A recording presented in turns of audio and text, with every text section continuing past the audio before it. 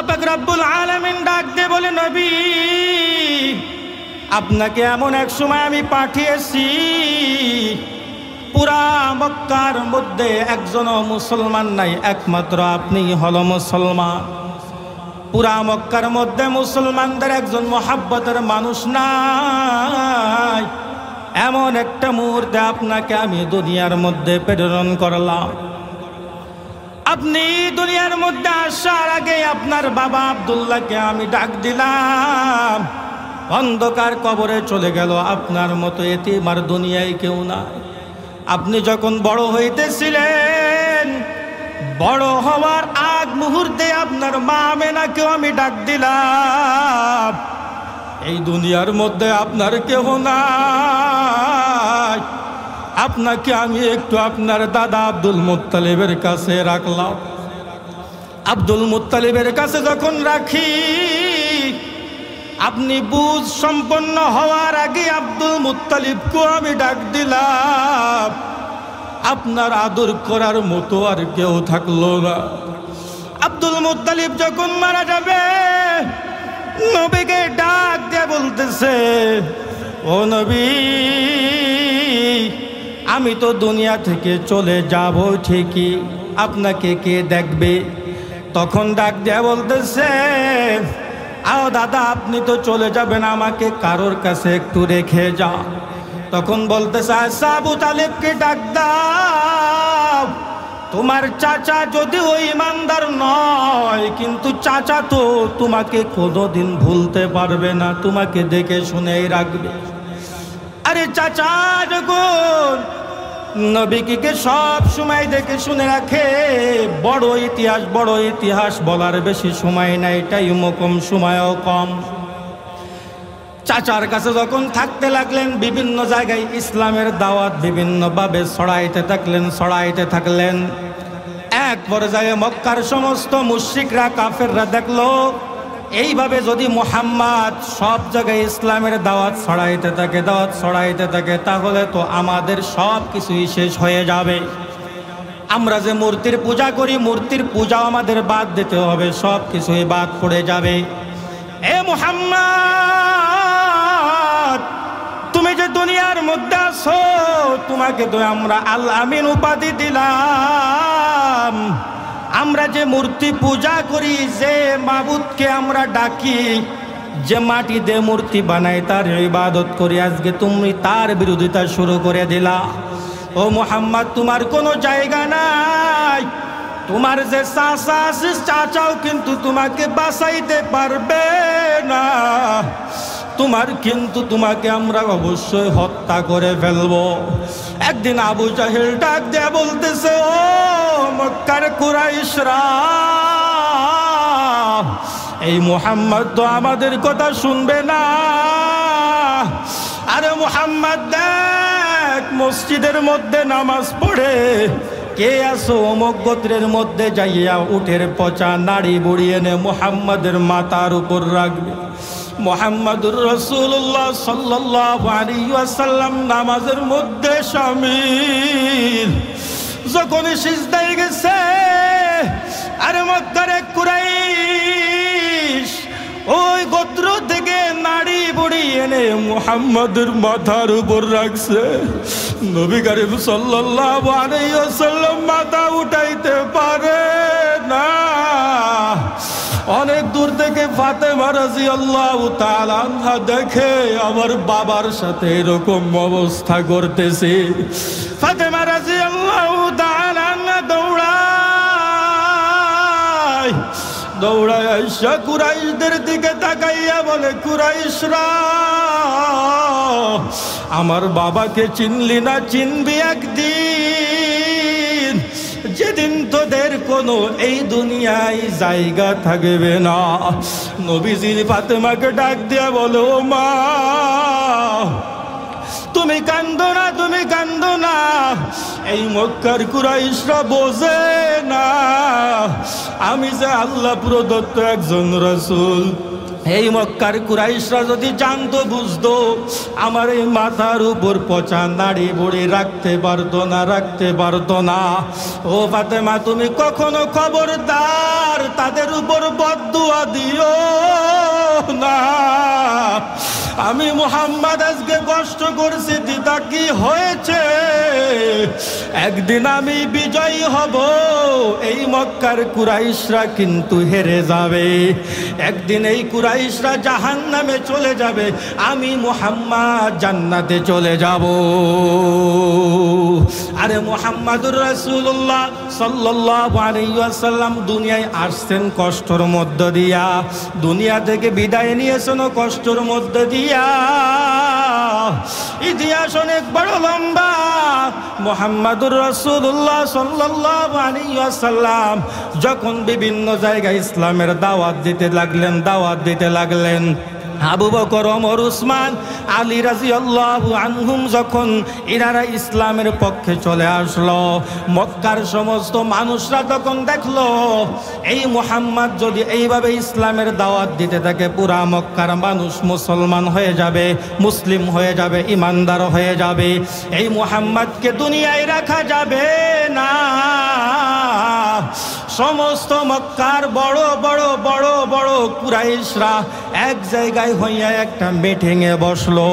মিটিংয়ে বৈশা সকলে এক এক করে প্রশ্ন করে, এই তুমি কি প্রস্তাব দাও, মুহাম্মদকে কি করা যায়? আরে আবুল আসওয়াদ নামে এক ব্যক্তি পরামর্শ দিতেছে। সর্বপ্রথম ওই লিডারদের মধ্যে আবুল আসওয়াদ নামক এক লিডার দাঁড়িয়ে গিয়েছে, দাঁড়িয়ে বলতেছে, ও মক্কার কুরাইশরা, আবু জাহেল, উতবা, সাইবা এখানে উপস্থিত আছো, আমি একটা কথা বলতে চাই, যদি তোমরা এটা শোনো, মুহাম্মদ আর ইসলামের দাওয়াত দিতে পারবে না। বলে, বলো তো দেখি কি হয়, কি বলো তুমি? বলতেছে, মুহাম্মদ এইভাবে দাওয়াত দিতে থাকলে কিন্তু সবাই মুসলমান হয়ে যাবে, এই মক্কার জমিনের মধ্যে সবাই ইমানদার হয়ে যাবে।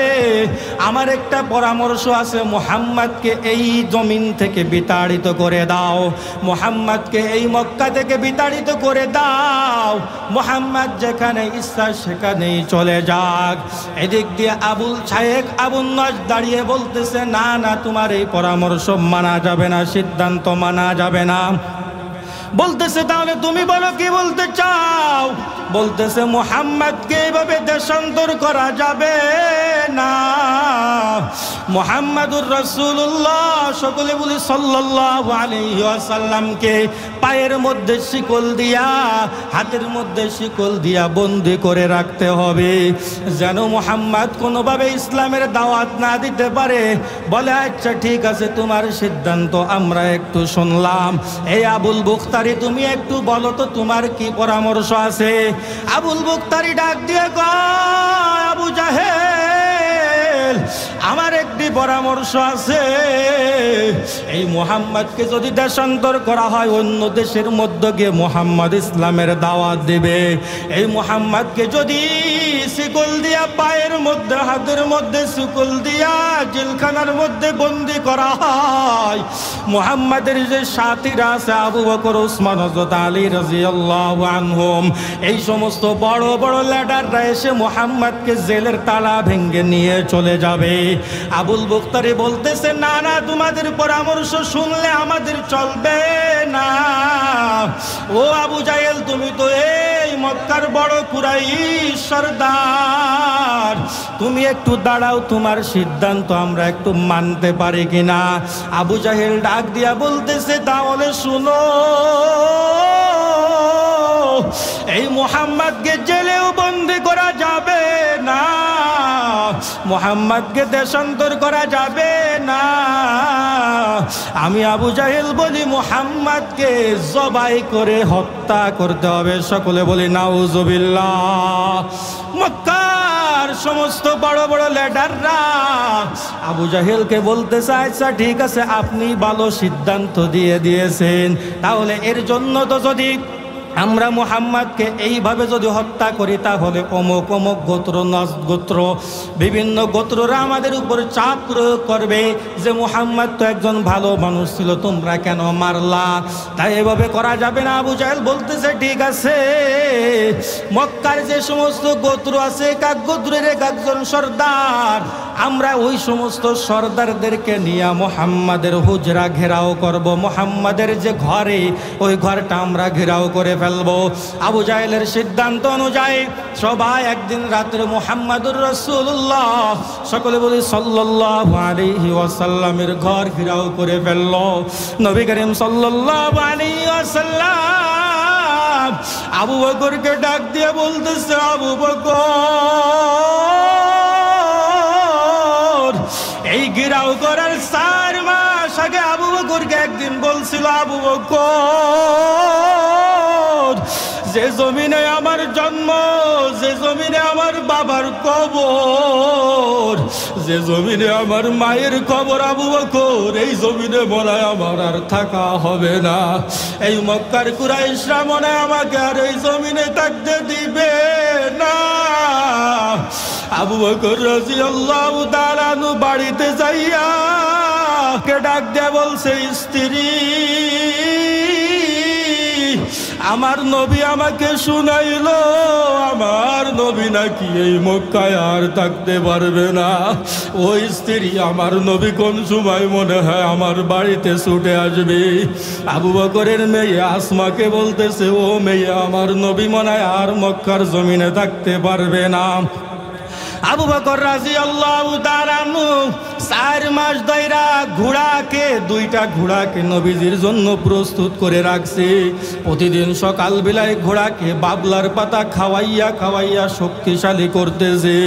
না জানি মক্কার কুরাইশরা কখন আমার নবীকে তাড়া করে, আমার নবী কখন না জানি আমার ঘরে আইসা টুক্কা দেয়।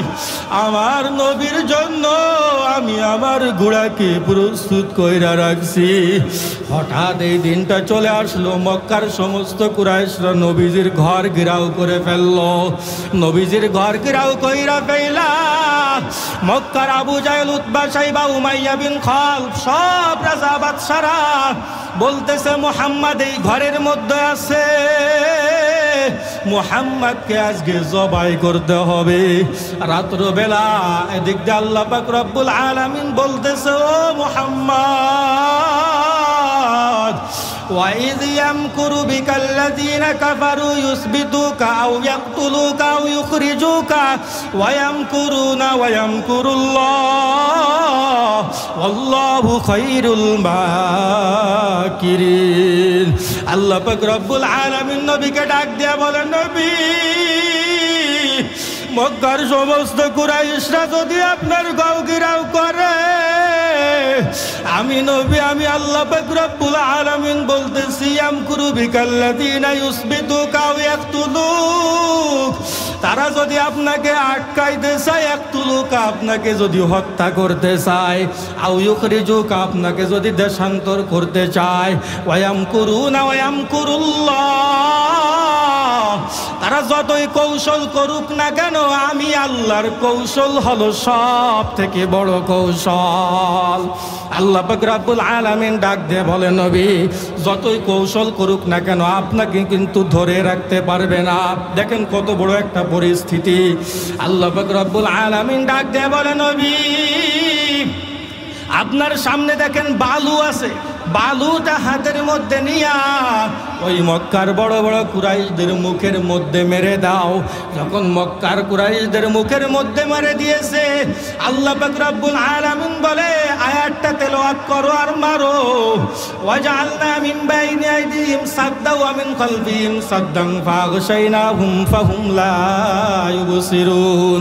আল্লাহ পাক রব্বুল আলামিন বলে, মুহাম্মদ, আপনি বলে দিন, আমাকে যতই তোমরা মারার চেষ্টা করো, আমি যে বালু তোমাদের মধ্যে ছিটাইয়া দিছি, তোমরা কিন্তু চোখে আর দেখতে পারবেও না। আমি মুহাম্মদকে জবাইও কিন্তু করতে পারবে না। নবী করিম সাল্লাল্লাহু আলাইহি ওয়াসাল্লাম দেখেন কত বড় কষ্ট। ওই রাত্র বেলা, রাত্র 2টা-3টার দিকে সাহাবেদের মুখের দিকে বালু নিক্ষেপ করে আবু বকরের বাড়ির দিকে রওনা হয়েছে। সাথে কেউ নাই, সাথে কেউ নাই, নবীজি একা। আবু বকর রাদিয়াল্লাহু তাআলা ওর বাড়িতে যাইয়া যখন দরজার মধ্যে ঢুকা দিছে, ফজরের একটু আগ মুহূর্ত, আবু বকর রাদিয়াল্লাহু তাআলা টের পেয়েছে মনে হয় মুহাম্মাদুর রাসূলুল্লাহ চলে আসছে। আবু বকর দরজাটা কইলা বলে, মুহাম্মদ, আজ থেকে 4 বছর আগে আমাকে বলেছিল, 4 মাস আগে, এই মক্কার জমিনে আমি আর থাকতে পারবো না। সেই রাতটাকে আজকে এসে উপস্থিত হলো। ও নবী, আপনি কত দূর থেকে হেঁটে আসছেন? আসেন আমার ঘরের মধ্যে, আসেন, একটু বিশ্রাম নেন। নবী করিম সাল্লাল্লাহু আলাইহি ওয়াসাল্লাম ডাক দিয়ে বলতেছে, আবু বকর, এখন আর বিশ্রাম নেওয়ার সুযোগ নাই। মক্কার কাফেররা যখন জানতে পারবে মুহাম্মাদুর রাসূলুল্লাহ সাল্লাল্লাহু আলাইহি ওয়াসাল্লাম তার ঘরের মধ্যে নাই, তখন কিন্তু সব থেকে ওরা জানে যে আবু বকর হলো আমার একান্ত বন্ধু। আজকে কিন্তু তারা এই ঘরের দিকে ছুটে আসবে। আবু বকর রাদিয়াল্লাহু তাআলা আনহু ডাক দিয়া কয়, ও স্ত্রী, ও আমার মেয়েরা, শুনে রাখো, এ মুহাম্মাদুর রাসূলুল্লাহ সাল্লাল্লাহু আলাইহি ওয়াসাল্লাম চলে আসছে। আমি আর তোমাদের মধ্যে থাকতে পারলাম না, আমার তো এখন ইয়ামানের দিকে রওনা হতে হবে। এই সময় আবু বকর রাদিয়াল্লাহু তাআলা নবীজিকে ডাক দিয়ে বলতেছে, আল্লাহর নবী, 4 মাস আগে আপনি যখন আমাকে বলছেন আমার আর এই মক্কার জমিনে থাকা হবে না, সেদিন থেকে আমি ঘুমাই না, আমার স্ত্রীও ঘুমাই না, আমার মেয়েরাও ঘুমাই না। ওই যে বাইরে 2টা ঘোড়া বাঁধা আছে, দেখেন বাবলার পাতা খাইতেছে। আমি আবু বকর যেদিন ঘোড়াকে বলছি, নবী তোমার পিঠে উঠবে, সেদিন থেকে ঘোড়াও ঘুমাই না। সেদিন থেকে ঘোড়ার চক্ষু দিয়া পানি পড়তে পড়তে ঘোড়ার চক্ষুর মধ্যেও ঘা হয়ে গিয়েছে। আজকে এসে আপনি হাজির, চলেন নবী, আপনাকে নিয়ে মদিনার দিকে রওনা হয়ে যায়। এদিক দিয়া পিছন দিকে শত্রুদের কিন্তু ধাওয়ার একটা সম্ভাবনা রয়েছে। মক্কার কুরাইশরা যখন জানতে পারলো যে এই ঘরের মধ্যে আর মুহাম্মদ নাই, তখন আবু জাহেল সবাইকে ডাক দিয়ে বলতেছে, মুহাম্মদ কই গেল রে? এই ঘরের মধ্যেই তো মুহাম্মদ থাকার কথা, মুহাম্মদ এই ঘরের মধ্যে নাই, তাহলে কই গেল এই রাত্রে বেলা? তখন ডাক দিয়ে বলতেছে যে মুহাম্মদকে ধরে আনতে পারবে, এই মক্কার জমিনের সব থেকে বড় বড় 100 উট এবং 100 ঘোড়া তাকে পুরো দেওয়া হবে, পুরস্কার স্বরূপ দেওয়া হবে। তখন কিন্তু উমাইয়া বিন খালব রাজি হয়ে গেছে, 2 হাত উঁচু করে বলতেছে, আচ্ছা ঠিক আছে আবু জাহেল, মুহাম্মদ যে প্রান্তেই যাক না কেন, যেখানেই পালাক না কেন, আমি উমাইয়া বিন খালব মুহাম্মদকে আপনাদের সামনে এসে হাজির করব। উমাইয়া বিন খালব কিন্তু মুহাম্মাদুর রাসূলুল্লাহ সাল্লাল্লাহু আলাইহি ওয়াসাল্লামকে ধরার জন্য দৌড়ায়। এই দিক দিয়ে আবু বকর রাদিয়াল্লাহু তাআলা নবীকে ডাক দিয়ে বলতেছে, নবী, এইভাবে যদি আমরা হাঁটতে থাকি তাহলে কিন্তু মক্কার ওই কুরাইশরা আমাদেরকে ধরে ফেলবে। আল্লাহর নবী দেখেন সামনে একটা পাহাড় দেখা যায়, গারে সাওর, ওই যে সাউর পাওয়ার পাহাড় দেখা যায়, চলেন তো দেখি ওর মধ্যে কোনো জায়গায় আশ্রয় নেওয়া যায় নাকি। নবী করিম সাল্লাল্লাহু আলাইহি ওয়াসাল্লাম ডাক দিয়ে বলতেছে, আবু বকর ঠিকই বলেছো, আমরা যদি এইভাবে চলতে থাকি না জানি মক্কার কুরাইশরা এসে আমাদেরকে ধরে নিয়ে যাবে। ও আবু বকর দেখো তো কোথাও থাকার একটু জায়গা হয় নাকি। দেখে যে মক্কার ওই গুহার মধ্যে একটু জায়গা আছে যেখানে দুইজন মানুষ থাকা যায়। আবু বকর রাদিয়াল্লাহু তাআলা আনহু নবীকে ডাক দিয়ে বলতেছে, নবী আপনি আগেই প্রবেশ করবেন না, এই জায়গায় তো কোনো মানুষের কোনো আনাগোনা নাই, মরুভূমির মধ্যে না জানি ওই গুহার মধ্যে কোনো পোকামাকড়ও থাকতে পারে। তাফসীরের কথা বলতেছি, কোনো বানানো ঘটনা নয়। আবু বকর রাদিয়াল্লাহু তাআলা আনহু ডাক দিয়ে বলতেছে, নবী আপনি একটু বাইরে অপেক্ষা করুন, আমি ভিতরে যাইয়া দেখি কিছু আছে কিনা। নবী করিম সাল্লাল্লাহু আলাইহি ওয়াসাল্লাম ডাক দিয়ে বলতেছে, আবু বকর তাহলে ভিতরে প্রবেশ করে দেখো কোনো ছিদ্র, কোনো বিচ্ছু পোকামাকড় আছে নাকি। বলে আচ্ছা ঠিক আছে, আপনি এখানে একটু দাঁড়ান। নবী করিম সাল্লাল্লাহু আলাইহি ওয়াসাল্লাম বাইরে দাঁড়িয়ে অপেক্ষমান। আবু বকর রাদিয়াল্লাহু তাআলা আনহু ভিতরে ঢুকা দেখে অনেকগুলো ছিদ্র, যে ছিদ্র দিয়া মানুষ আসার বা বিভিন্ন সাপ বিচ্ছু দেখে ফেলার সম্ভাবনা, সাপ বিচ্ছুকে ধ্বংস করার সম্ভাবনা। এবং উমাইয়া বিন খালব বা মক্কার কুরাইশরা যদি এই ছিদ্র দিয়ে তাকায় নবী করিম সাল্লাল্লাহু আলাইহি ওয়াসাল্লামকে দেখে ফেলবে। আবু বকর রাদিয়াল্লাহু তাআলা বিভিন্ন জিনিস দিয়া বিভিন্ন ছিদ্র বন্ধ করে রাখছে। নবী করিম সাল্লাল্লাহু আলাইহি ওয়াসাল্লামকে ডাক দিয়ে বলতেছে, নবীজি আসুন এবার ভিতরে আসুন। আমি তো বিভিন্ন ভাবে বৈশা আমার বাড়িতে বিশ্রাম নিচ্ছিলাম, কিন্তু আপনি কোন বিশ্রাম নিতে পারেন নাই। মক্কা থেকে কত দূর, কত কিলোমিটার আসছে, আমার বাড়ি একটু বসার সুযোগ দিতে পারলাম না, ডাইরেক্ট আপনাকে হাঁটিয়ে এই গুহার নিকট চলে আসলাম। ও আল্লাহর নবী গুহার মধ্যে আমি একটু বসবো, আর আপনি আমার কোলের মধ্যে মাথা দিয়া একটু ঘুমাইয়া যাইবে।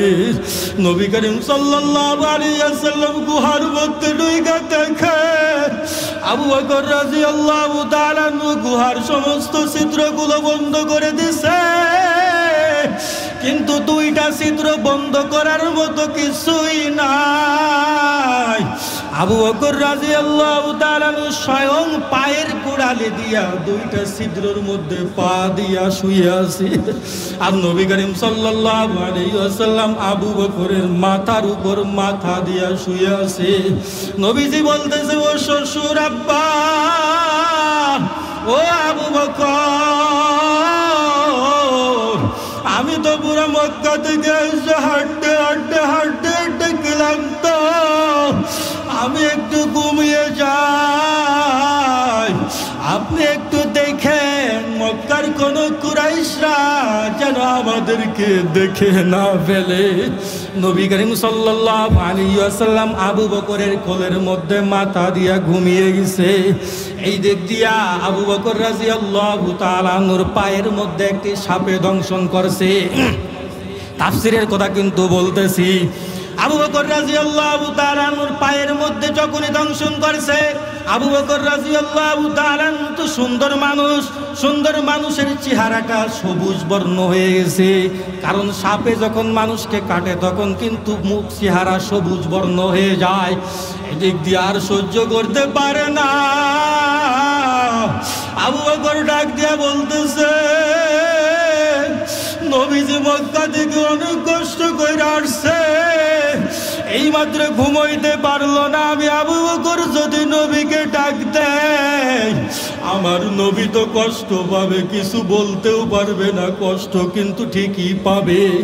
আবু বকর রাদিয়াল্লাহু তাআলা সহ্য করতে না পারিয়া চোখের এক ফোঁটা গরম পানি যখন নবীজির কপালের উপর পড়ছে, নবীজি জাগ্রত হইয়া আবু বকরকে বলতেছে, কিরা আবু বকর, চেহারা কেন সবুজ বর্ণ হয়ে গেছে, কেন ক্রন্দন করেন? আবু বকর রাদিয়াল্লাহু তাআলা আনহু ডাক দিয়া বলতেছে, নবী, সমস্ত ছিদ্র তো আমি বন্ধ করছি, কিন্তু দুইটা ছিদ্র বন্ধ করতে পারি নাই। একটা ছিদ্রর মধ্য দিয়ে আমাকে কিসে যেন দংশন করছে গো নবী। আমি তো মনে মনে চাই না আপনাকে ডাক দিব। হাইরে কি মহব্বত, দেখেন নবীর প্রতি কি মহব্বত। আমি তো চাই না আপনাকে ডাক দিব, কিন্তু আমার চোখের পানির কারণে আপনি জাগ্রত হয়েছেন।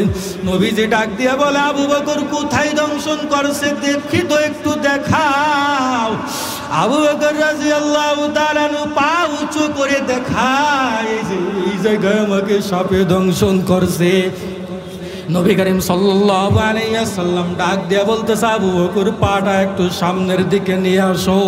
আবু বকর রাদিয়াল্লাহু তাআলা যখন পা মুবারক সামনের দিকে আনছে, নবী করিম সাল্লাল্লাহু আলাইহি ওয়াসাল্লাম মুখের থেকে একটু লালা নিয়া যখন আবু বকরের পায়ের মধ্যে লাগাইয়া দিছে, আরে দুনিয়ার কোনো ওষুধের ক্ষমতা নাই, আমার নবীর মুখের যে ক্ষমতা, দুনিয়ার কোন ওষুধের সেই ক্ষমতা হতে পারে না। আবু বকর রাদিয়াল্লাহু তাআলা পরিপূর্ণ সুস্থ হয়ে গেছেন। নবী করিম সাল্লাল্লাহু আলাইহি ওয়াসাল্লাম ডাক দিয়ে বলতেছে, আবু বকর, তোমাকে সে সাপে দংশন করছে, ওই সাপটা মনে হয় ওপারে আছে, ওই গর্তের ওই ধারে আছে, ওই সাপটাকে একটু ডাক দাও। তখন আবু বকর রাদিয়াল্লাহু তাআলা সাপটাকে ডাক দিয়ে বলতেছে, সাপ, তোমাকে আমার নবী সালাম জানিয়েছে। সাপটা নবী করিম সাল্লাল্লাহু আলাইহি ওয়াসাল্লামের সামনে আইসা মাথা নত কইরা দিয়া ডাক দিয়ে বলে, আল্লাহর নবী, আমি এই গর্তের মধ্যে 300 বছর ধরে অপেক্ষমান। আমি 300 বছর আগে একদিন শুনতে পেরেছিলাম, এই মক্কার এই গুহার মধ্যে একদিন আল্লাহর নবী আসবে, আর আমি নবীর মুখের দিকে তাকায়া, হায়রে দুনিয়ার মানুষ নাকি জান্নাতে যায়, আমি আল্লাহর নবীর দিকে তাকাইয়া আমিও একটু জান্নাতের মধ্যে যেতে চাই। ও নবী, বলেন আপনি কি বলবেন? নবী করিম সাল্লাল্লাহু আলাইহি ওয়াসাল্লাম ডাক দিয়ে বলতেছে, আপনি, তোমার কি কোনো আবু বকরের সাথে কোনো শত্রুতা আছে নাকি? বলে, না না নবী, আবু বকরের সাথে আমার কোনো শত্রুতা নাই। বলে, শত্রুতা যদি নাই থাকবে আপনি কামড় দিলেন কেন? তখন সাপ ডাক দিয়ে বলতেছে, আমি কামড় দিয়েছি, যদি আমি আবু বকরের পায়ে দংশন না করতাম, আবু বকর ওই ছিদ্র থেকে পাও সরাইতো না, আমি আপনি নবীকে একটু দেখতে পারতাম না। এই জন্য আমি আবু বকরের পায়ের মধ্যে দংশন করছি। আজকে আমি আপনার নবীকে দেখছি। ও নবী, আমি একটু আপনাকে বলতে চাই যে জান্নাতের মধ্যে আপনি থাকবেন, ওই জান্নাতে আমাকে একটু রাখতে পারবেন নি? আয় হায়, নবীর প্রতি কি মহব্বত একটা সাপ হয়ে, নবীর প্রতি কি মহব্বত ঘোড়া হয়ে, নবীর প্রতি কি মহব্বত জিন হয়ে, আজকে আমি আপনি মানুষ হইয়া ওই নবীকে চিনতে পারলাম না। হায়, কাল কিয়ামতের ময়দান যখন কায়েম হয়ে যাবে, সমস্ত নবীরা পর্যন্ত ইয়া নাফসি ইয়া নাফসি ইয়া নাফসি বলতে থাকবে, কিন্তু সেদিন আমার নবী ইয়া নাফসি বলবে না, সেদিন আমার নবী বলবে ইয়া উম্মতি ইয়া উম্মতি ইয়া উম্মতি। সমস্ত উম্মতরা দৌড়াইবে। কিয়ামতের কঠিন ভয়াবহ সেই পরিস্থিতি, উম্মতরা কিছু কিছু দৌড়াইয়া হযরত আদম আলাইহিস সালামের কাছে দৌড়াইবে। ও আদি পিতা আদম আলাইহিস সালাম, এত অনিষ্ট আর সহ্য হয় না, একটু কিয়ামতের কি হিসাব নিকাশ শুরু করা যাবে কি? আদম আলাইহিস সালাম বলবে, ইযহাব ইলা ইব্রাহিম, আমি আদম আলাইহিস সালামের কোনো ক্ষমতা নাই আল্লাহর কাছে সুপারিশ করার। দৌড়াও দৌড়াও, ইব্রাহিম আলাইহিস সালামের কাছে যাও। ইব্রাহিম আলাইহিস সালাম ডাক দিয়ে বলবে, আমার আজকে কোনো সুপারিশ করার কোনো সুযোগ নাই। ইযহাব ইলা ঈসা, তুমি ঈসা আলাইহিস সালামের কাছে একটু দৌড়াও। ঈসা আলাইহিস সালামের কাছে যখন যাইবে বলবে, ইযহাব ইলা মূসা, এই মূসা আলাইহিস সালামের কাছে একটু যাও। সব নবীর কাছে দৌড়াইতে দৌড়াইতে দৌড়াইতে দৌড়াইতে মূসা আলাইহিস সালাম বা বিভিন্ন নবীরা বলবে, আরে দেখো মাকামে মাহমুদের সামনে সিজদায় অবনত অবস্থায় একজন নবী পড়ে আছে।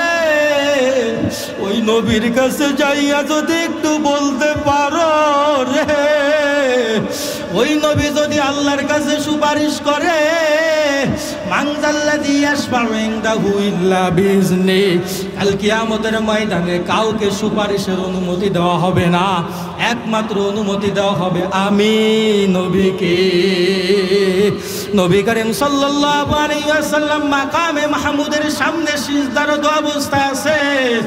উম্মতরা দৌড়াইয়া যখন নবীজির কাছে আইসা হাজির, নবীজিকে ডাক দিয়ে বলবো, ও নবী, সব নবীদের কাছেই তো গেলাম, এত জ্বালা তো আর সহ্য হয় না, এত অনিষ্ট তো আর সহ্য হয় না। নবী করিম সাল্লাল্লাহু আলাইহি ওয়াসাল্লাম মাথা উঠাইয়া বলবে, কি হয়েছে তোমাদের? বলবে, ও নবী, শুনছি আপনি আখেরি নবী হযরত মুহাম্মাদুর, সকলে বলি রাসূলুল্লাহ সাল্লাল্লাহু আলাইহি ওয়াসাল্লাম। আজকে এই কিয়ামতের ময়দানের একটু সুপারিশ যদি একটু সব কিছু হিসাব নিকাশ শুরু হয়ে যায়, আমরা তোমরা একটু বাঁচতে পারবো। নবী করিম সাল্লাল্লাহু আলাইহি ওয়াসাল্লাম সিজদারত অবস্থায় আল্লাহ পাক রব্বুল আলামিনের সামনে পড়া। আল্লাহ পাক রব্বুল আলামিন ডাক দিয়ে বলে, নবী, দুনিয়ার মধ্যে আপনি থাকতে আপনাকে আমি কম কাঁদান নাই।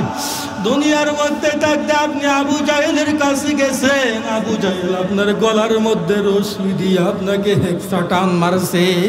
আরে মক্কার বড় বড় কুরাইশরা আপনাকে মক্কার মধ্যে টেনে হেঁচড়ে নিয়ে বেরিয়েছে। আজকে কি হলো? দুনিয়ার মধ্যে তো আপনি চোখের পানি কম ফেলান নাই, আজকে আবার আপনি আল্লাহর সামনে পানি ফেলাবেন না, আমি আল্লাহ সহ্য করতে পারি না। ও নবী, কি হয়েছে? সাল তুতাক, হে নবী, আপনি চান, যা চাবেন তুতাক, আমি আপনাকে তাই দিয়ে দিব। সকলে বলে সুবহানাল্লাহ। হে নবী, ইসফাতু শাফা, হে নবী, আপনি যাই সুপারিশ করবেন আমি আপনার সুপারিশ কবুল করে নিব। সকলে বলে সুবহানাল্লাহ। আল্লাহ পাক রব্বুল আলামিন যখন অনুমতি দিয়ে দিবেন, নবী করিম সাল্লাল্লাহু আলাইহি ওয়াসাল্লাম বলবে, আল্লাহ, হিসাব নিকাশ একটু শুরু করে দেন। কিন্তু শুরু করার আগে একটু জানেন, একটু শোনেন, আমার একজন উম্মত কেউ না নিয়া আমি নবী জান্নাতে যেতে পারতাম না। আল্লাহ পাক রব্বুল আলামিন ডাক দিয়ে বলবে, নবী, ঠিক আছে, আপনার কথা ঠিক আছে, কিন্তু আমি আল্লাহ পাক রব্বুল আলামিন দুনিয়ার মধ্যে আমার বান্দা বান্দীদেরকে আমি সৃষ্টি করেছিলাম, পাঠিয়েছিলাম, 60-70 বছর হায়াত দিয়েছিলাম, কত মানুষকে 80 বছর হায়াত দিয়েছিলাম, কত মানুষকে 100 বছর হায়াত দিয়েছিলাম। ওই দুনিয়ার মধ্যে 5 বেলা মুয়াজ্জিন সাহেবকে আমি দায়িত্ব দিয়ে দিয়েছিলাম, 5 বেলায় সে টাইম মতো আজান দিবে। 5 বেলায় মুয়াজ্জিন সাহেব হাইয়া আলাস সালাহ, হাইয়া আলাল ফালাহ বলে বলে বলে বলে এই ইমানদারদেরকেই তো ডাক দিয়েছিল। কিন্তু অনেক মানুষ এই আমার এই ধ্বনি শুনে, আমি আল্লাহর ধ্বনি শুনে অনেক মানুষ মাঠের দিকে দৌড়াইছে, অনেক মানুষ বাজারের দিকে দৌড়াইছে। আরে মাঝে মাঝে পুরস্কার স্বরূপ তাদেরকে একটি প্যান্ডেলও দিয়েছিলাম, মজলিস দিয়েছিলাম, মাহফিলের মজলিস, দিনের মজলিস, জান্নাতের বাগিচা আমি সাজিয়ে দিয়েছিলাম। হাইরে হাইরে, নবী ঠিক আছে, আপনি তো চলে আসছেন, আপনার পরে কত উম্মত যে আমাকে মানে নাই, আপনি নবীকেও মানে নাই। আপনি আজকে যে বলতেছেন আমার একজন উম্মত কেউ না নিয়ে আপনি জান্নাতে যাবেন না, তাহলে যারা আপনাকে মানে নাই তাদেরকে আপনি কি করবেন? নবী করিম সাল্লাল্লাহু আলাইহি ওয়াসাল্লাম তখন ডাক দিয়ে বলবে, আল্লাহ, যারা আমাকে মানে নাই, যারা আমার কথা শুনে নাই, আমি তাদেরকে বলে দেব, সুহকান সুহকা, তোমরা আমার সুপারিশের অন্তর্ভুক্ত হইতে পারবে না।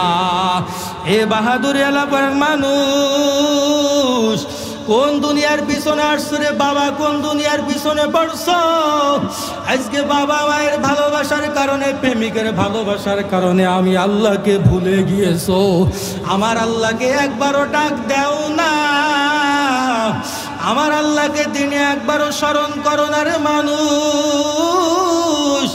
যে আল্লাহ পাক রব্বুল আলামিন আপনাকে আমাকে দুনিয়ার মধ্যে পাঠিয়েছেন, ছোট থেকে আমাকে বড় করেছেন, কত কষ্ট করে আল্লাহ পাক রব্বুল আলামিন কতভাবে আমাকে লালন পালন করেছেন।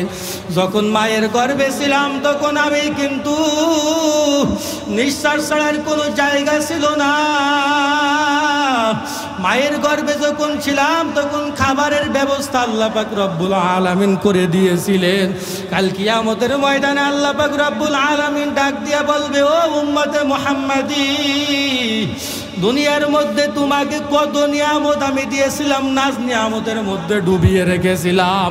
আরে কত গরু বাঁধা আছে, গরুর বাচ্চাগুলো হাম্বা হাম্বা করে ডাকছে, কত মুরগি তোমাকে জবাই করে খাওয়াইছি, কত বকরি তোমাকে জবাই করে খাওয়াইছি, কত ধরনের ফল মূল আনার আঙ্গুর তোমাকে খাওয়াইছি। সেদিন তুমি আমাকে মানো নাই, আজকে কাল কিয়ামতের ময়দান কায়েম হয়েছে।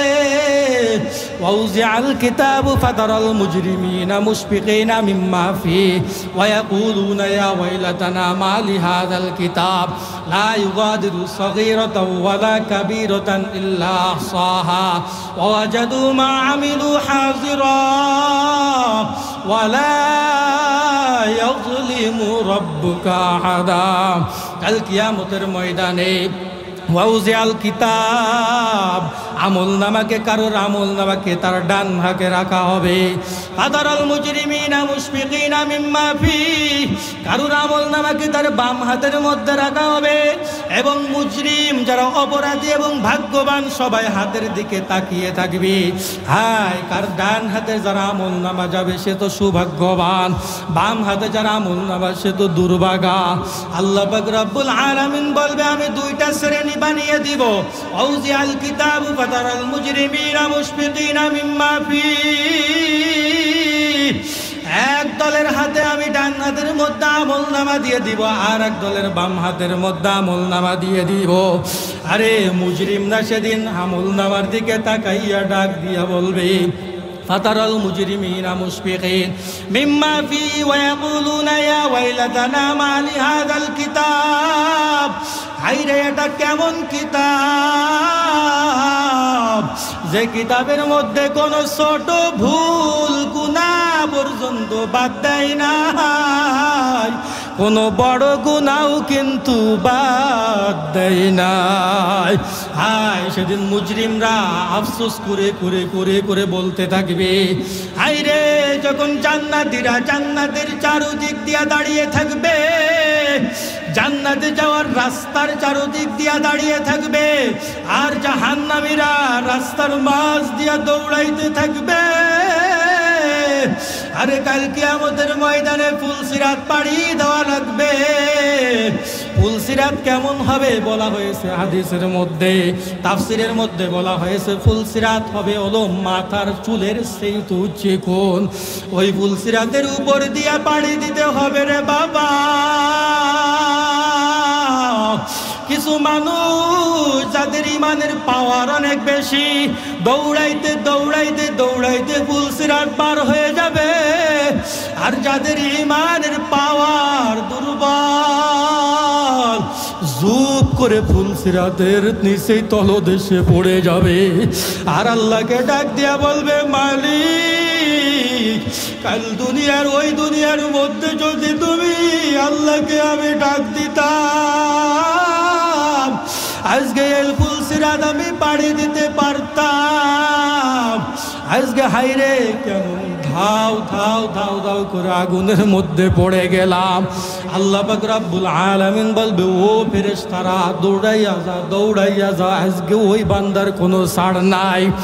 ওই বান্দাকে আগুনের মধ্য থেকে উঠাইয়া, আগুনের মধ্য থেকে যখন উঠাইয়া আনবে, পুরা শরীর কয়লার থেকেও কালো হয়ে যাবে। ডাক দিয়া বলবে, বান্দা ওই দুনিয়ার কথা একটু মনে আসেনি? পাঁচ বেলা মুয়াজ্জিন সাহেব হাইয়া আলাস সালাহ হাইয়া আলাল ফালাহ বলে ডাক দিয়েছিল। কত বক্তারা তোমাদেরকে নবীজির হাদিস পড়ে পড়ে শুনিয়েছিল, কত আলেমরা তোমাদেরকে কিয়ামতের ভয়াবহতা তোমাদেরকে শুনিয়েছিল, সেদিন তোমরা শুনো নাই। আজকে তোমাদের জন্য আমি আগুন প্রস্তুত করে রাখছি। ও বাহাদুরপুর এলাকার যুবকেরা ভালো করে শুনিয়া রাখো, আজকে নাচ ডান্স ছাড়া তো রাত্রে ঘুম আসে না। সামনে শীতের সময় আসতেছে, লেপের তলে শুইয়া শুইয়া তো কত ডান্স দেখবারে বাবা। ও বাবা ভালো করে শুনিয়া রাখো, আমি এলাকায় বলিয়া যাই, ও যুবক ভাই, আমিও তো তোমার মতো একজন যুবক। জীবনে তো কোনোদিন তোমার মতো নাচ দেখলাম না, তোমার মতো তো আমিও যুবক জীবনে দাড়ির মধ্যে তো কোনোদিন খুর লাগাইলাম না। ও বাবারা, আজকে দুনিয়ার একটু নাচ দেখে তোমার যে কি আরাম লাগে, কাল কিয়ামতের ময়দানে কেমন যে নাচ। আল্লাহ পাক রব্বুল আলামিন এরকম স্টেজ সাজাইবে, স্টেজের মধ্যে এরকম দুইটা চেয়ার থাকবে, একটা চেয়ারের মধ্যে বসা থাকবে স্বয়ং আল্লাহ পাক রব্বুল আলামিন, আর একটা চেয়ারের মধ্যে বসা থাকবে হযরত মুহাম্মদুর রাসূলুল্লাহ। সকলে বলি সাল্লাল্লাহু আলাইহি ওয়াসাল্লাম। এ বাবারা, ওই জান্নাতের ময়দানটা কেমন হবে? আল্লাহ পাক রব্বুল আলামিন হুর গেলমানদেরকে ডাক দিয়া বলবে, হুর গেলমানরা দৌড়িয়ে দৌড়িয়ে আসো। দুনিয়ার মধ্যে আমার এই যুবকরা, আমার এই বান্দারা, আমার এই বান্দিরা কোনোদিন কোনো অপকর্ম করে নাই, কোনো গান ডান্স দেখে নাই। আমি আল্লাহ পাক রব্বুল আলামিন তোমাদেরকে জান্নাতের মধ্যে সাজিয়ে রাখছি। ও বাবা, হুর গেলমান দেখতে কেমন হবে? হাদিস শরীফের মধ্যে আসছে, কোন হুর যদি দুনিয়ার মধ্যে তার আঙ্গুলের একটু মাথা রাখতো, এই দুনিয়ার সমস্ত মানুষের চক্ষুর দৃষ্টি হারিয়ে ফেলতো। এ হুর যদি কোনো দুনিয়ার মধ্যে যদি এক ফুটা লালা ফেলতো, এই দুনিয়ার মানুষ গিরানে মুক্ত হয়ে পাগলের মতো দৌড়াদৌড়ি করত। কাল কিয়ামতের ময়দানে আল্লাহ পাক রব্বুল আলামিন বলবে, একটু হুরেরা নেচে দেখাও। হুরেরা যখন নাচবে আর ডান্স করবে আর গাইতে থাকবে, নাহনুল খালিদাতু ফালা নাবিদু, নাহনুল খালিদাতু ফালা নাবিদু, ওয়া নাহনুন নাইমাতু ফালা নাবাসু, ওয়া নাহনুর রাদিয়াতু ফালা নাসকাতু, তুবা লিমান কানা লানা ওয়া কুন্না লাহু। আল্লাহু আকবার। হুরেরা নাচতে থাকবে আর গাইতে থাকবে, নাচতে থাকবে আর গাইতে থাকবে। আল্লাহ পাক রব্বুল আলামিন ডাক দিয়ে বলবে, জান্নাতের মধ্যে দেখো আদম আলাইহিস সালাম বসা, জান্নাতের মধ্যে দেখো দাউদ আলাইহিস সালাম বসা। দুনিয়ার মধ্যে যে দাউদ আলাইহিস সালাম যখন তেলাওয়াত করতেন, যখন তেলাওয়াত করতেন উপর দিয়ে পাখি উড়ে গেলে পাখিগুলো জমিনের মধ্যে পড়ে যাইত। নদীর কিনারায় তেলাওয়াত করলে নদীর মাছগুলো উপরে উঠে আসতো। আর জমিনের মধ্যে তেলাওয়াত করলে জমিনে কম্পন সৃষ্টি হয়ে যেত। আল্লাহ পাক রব্বুল আলামিন ডাক দিয়ে বলবে, দাউদ আলাইহিস সালামকে একটু ডাক দাও। দাউদ আলাইহিস সালাম আয়েশা স্টেজে যখন তেলাওয়াত করবে, মানুষ পাগলের মতো নাচতে থাকবে। আল্লাহ পাক রব্বুল আলামিন বলবে, এর থেকে সুন্দর সুর শুনতে চাও নাকি? আরে জান্নাতীরা বলবে, এর থেকে আবার সুন্দর সুর হয় নাকি? আল্লাহ পাক রব্বুল আলামিন বলবে, আরে এর থেকেও সুন্দর সুর আছে। আমি যে মুহাম্মাদের উপর কুরআন তেলাওয়াত করছি, আমি যে মুহাম্মাদের উপর কুরআন প্রেরণ করছি, আজকে ওই মুহাম্মদ তোমাদের কাছে একটু তেলাওয়াত করে শোনাইবে।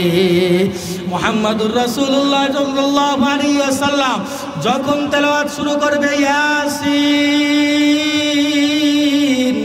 ওয়াল কুরআনিল হাকীম ইন্নাকা লামিনাল মুরসালিন। হায়, জান্নাতেরা নাচতে থাকবে, জান্নাতেরা পাগল পারা হয়ে যাবে। আল্লাহ পাক রব্বুল আলামিন ডাক দিয়ে বলবে, জান্নাতীরা এর থেকেও সুন্দর সুর চাও নাকি? বলবে, হ্যাঁ, এর থেকেও সুন্দর সুর হয় নাকি?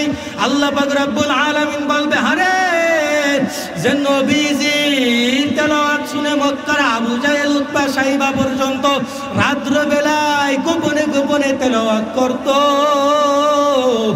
ওই নবীর তেলাওয়াত যদি এত সুন্দর হয়, আমি আল্লাহর তেলাওয়াত যে কেমন সুন্দর,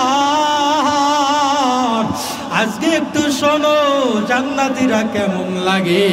হায়, যখন আল্লাহ পাক রব্বুল আলামিন আর রহমান বলে টান দিবে, আর রহমান আল্লামাল কুরআন খলাকাল ইনসান, আল্লাহ পাক রব্বুল আলামিন যখন টান দিবে, জান্নাতীরা হাউমাউ করে চিৎকার করবে আর বলবে, হায়রে দুনিয়ার মধ্যে কেমন যে ছিলাম, কুরআন সেদিনও তেলাওয়াত করছি, আজকেও তেলাওয়াত কত যে মধুর। ও বাবারা, সময় তো আর নাই, বেশি সময় থাকলে আর একটু শুনিয়ে যেতাম। ও বাহাদুরপুর এলাকার মানুষ, আমি একটাই রিকোয়েস্ট করে যাই আপনাদের নিকট, আর আজ থেকে নামাজ কাজা দিও না রে বাবা। ও বৃদ্ধ বাবারা, ও আমার যুবক ভাইয়েরা, ছোট ছোট বাচ্চারা এখানে বসে আছে, আজ থেকে আর নামাজ কাজা দিও না। আজ থেকে একটু আমার নবীর প্রতি ভালোবাসা বাড়াইয়া দাও। আজকে থেকে আমার আল্লাহর প্রতি একটু ভালোবাসা বাড়াইয়া দাও। যদি ভালোবাসা বাড়াইয়া দিতে পারি, আল্লাহ পাক রব্বুল আলামিন বলেন, কাল কিয়ামতের ময়দানে আমি আল্লাহ পাক রব্বুল আলামিন তোমাকে বিনা হিসাবে জান্নাতের ব্যবস্থা করে দিব।